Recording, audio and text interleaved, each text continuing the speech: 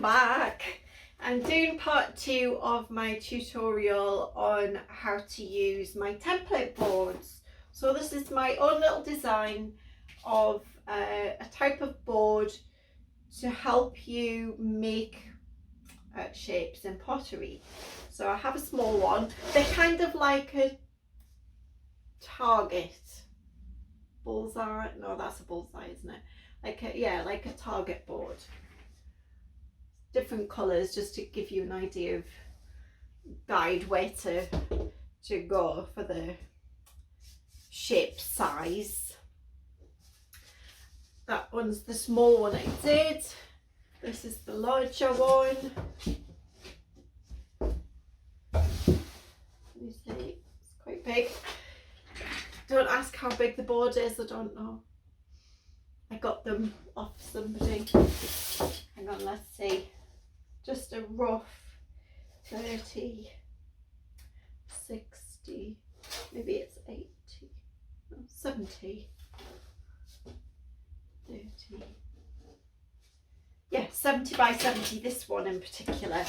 And each of these are, I think I measured an inch. Did I measure an inch? Yeah, each of these are an inch apart. There doesn't have to be that set. You do whatever you want. If you want tiny, like smaller ones, you could do them at a centimetre. But for me, like in inch increments seems to work quite well. So, just for example, this is the shape of pieces that work well on this template board. So these are the kinds of shapes. These are what I had before I made the template board. I would do a plate, draw around a circle, draw around the plate, then I'd have a bigger plate, draw around that plate, and I'd have like a big polo, you know, like a big donut. And then I'd cut a shape out of the donut. And that is what we're working on here. So these, for example, I have written on them to make a teapot. So I made a teapot kind of, I think probably about that shape. Again, I've used these as teapots. This was a bowl. In fact, let me see. I think this might have been this bowl, or was that this one? That one. That came from that shape. Obviously it shrunk a bit. Does that make any sense? So I put a bottom on it, and then I bellowed it out, and then did the fluting around the edge. So you can get great things out of these kinds of shapes. As I say, I've done teapots. Have a look back on my older videos in the single digits, and I think you'll find all my teapots there. So what I've done for cutting these things out, what else I did actually with this kind of template board was my sassy girls. So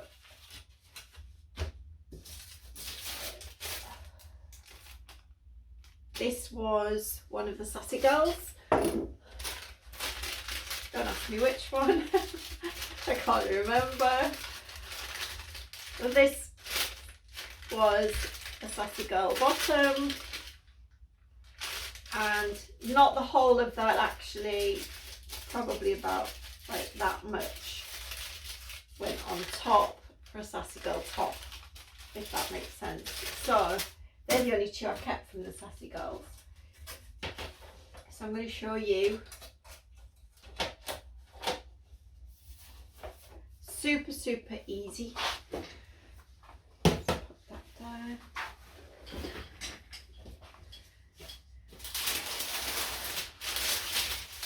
You can use tracing paper. This is just grease-proof paper or parchment. Look, because you can see through it. So, let's see if I can just do this where you can see it like that. So, what I would do is decide how big the piece is that I wanted to make. And then I would draw the line up to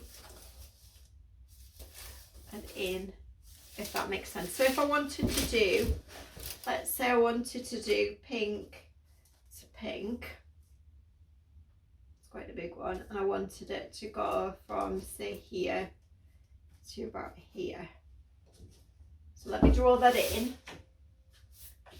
Just use my sticks. Down there.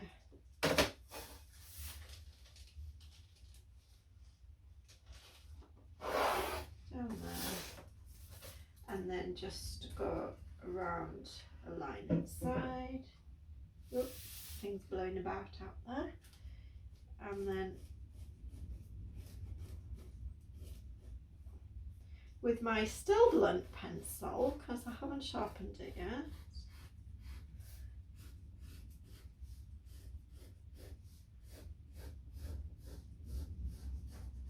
there. So, it's my favourite word today.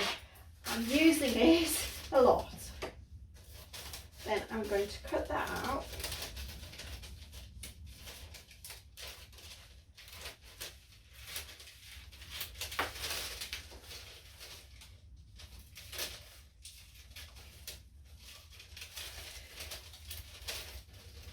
Do you know what this would be really good for? I'm sure all you pottery people have heard of Florian Gadsby. He does quite a lot of, would you call them geometric shapes? This kind of, not this silly coffee pot shape, but you know, like these kinds of shaped things. What I might do is have a look at his things and see if we could do something Florian Gadsby style-y.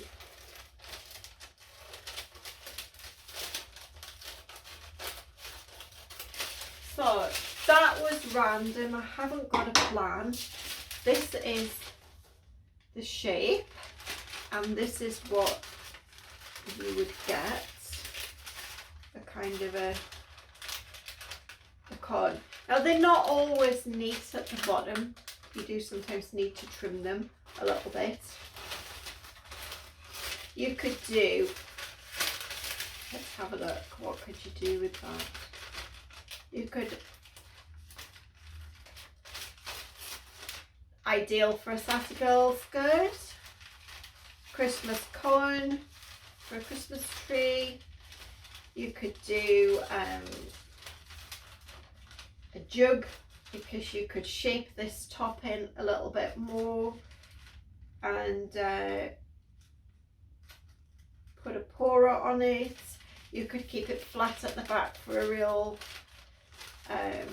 unusual shaped one, or you can make it round. You could do all sorts, and that was just one random shape. You can reuse it, do a smaller one. So I could add to that shape, like that coffee pot there, I could add to it a smaller one, for example.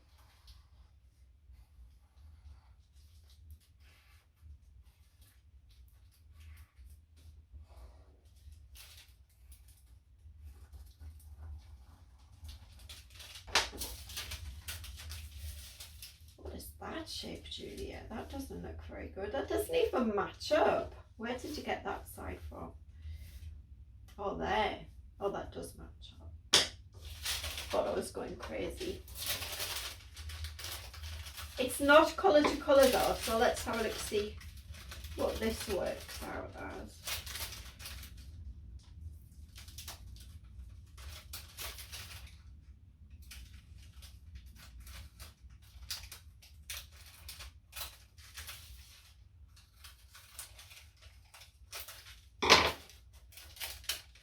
Do you know what, this is a good one?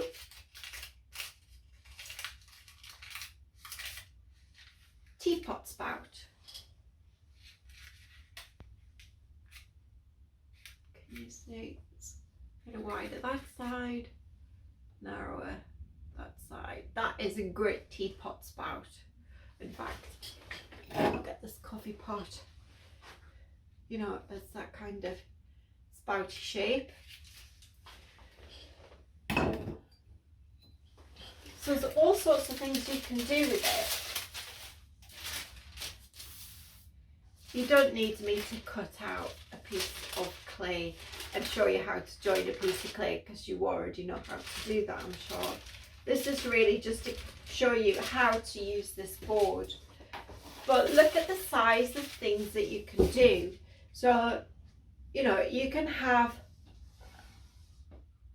as tall as that and all the way round, like say for example here, all the way round, that would be a huge piece. You could have as small as like a little section here.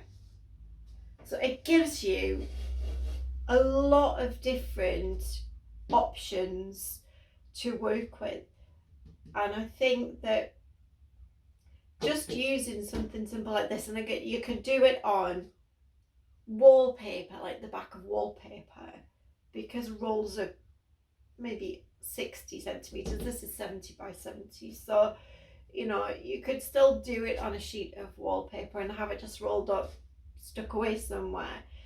Paper, like a roll of paper on MDF like this, you could do it on a plasterboard, hardy backerboard, like whatever you've got on the back of a tablecloth, whatever works. It just needs to be quite flat because you don't want to get creases in your circles as you draw in them.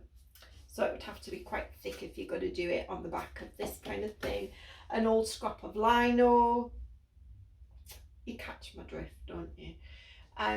But that is really just to show you how I would make a template from the template board. I've only done this size, but really you could make something that's even too big for my kiln out of this, because it's way bigger in circumference than my kiln, which is only about 35 centimeters. So you could make something really big. And as I say, you can do bowls. I did this this noodle bowl. This was years ago, with one of these kind of pieces, the foam ones it would have been. Let's see if I can work out which one. I think it might have been this one. Yes, I think it was that one. And then I rolled the edge over.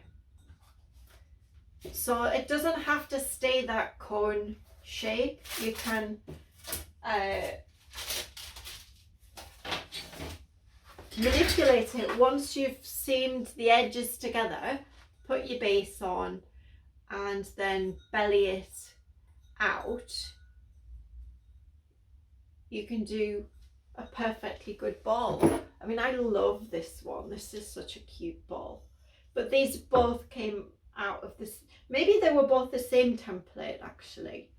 Let's have a look. I think they might have both been the same. So old that this is when I was writing Little Angel on my pots, which was in the first year. So I've been working with this shape template since then, but I've only really discovered, you know, how to make this kind of template board, which gives me even bigger options, because I'm not going to find, because I was drawing around plates, I'm not going to find almost 70 centimetre plate to draw around.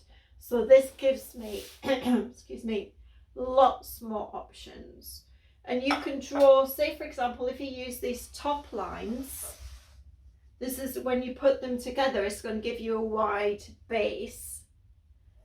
But if you use the lower down lines, it's going to give you a narrower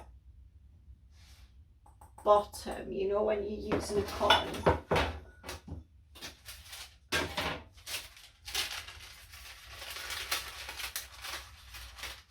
So this is really, really narrow at the bottom here.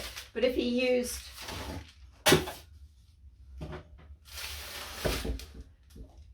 a top section, you're going to get a wider base than if you use a section lower down.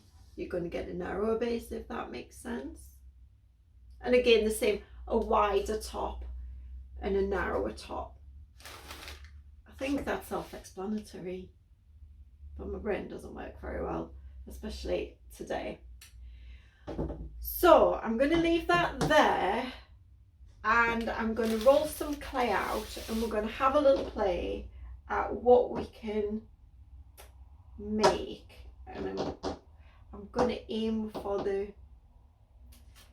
think I'm going to aim for a Florian Gadsby style piece, because I've got some nice brown clay and he uses lovely brown clay, and see what we can do. And I might as well take you along on a part 3. That wasn't the aim originally. I was just going to show you how to use the board and how to make the board. But now I'm curious and want to do something with it. So it's getting a little dark. I'm not sure if we'll continue this evening. So I'll see how I feel after I've eaten. I might get a second wind. So I'll leave that there, guys. Thank you so much for watching, and I hope you have a wonderful day. And if you do make a template board, I hope you have lots of fun with it. Please send me pictures. I want to see what you've done. All right, see you later. Bye.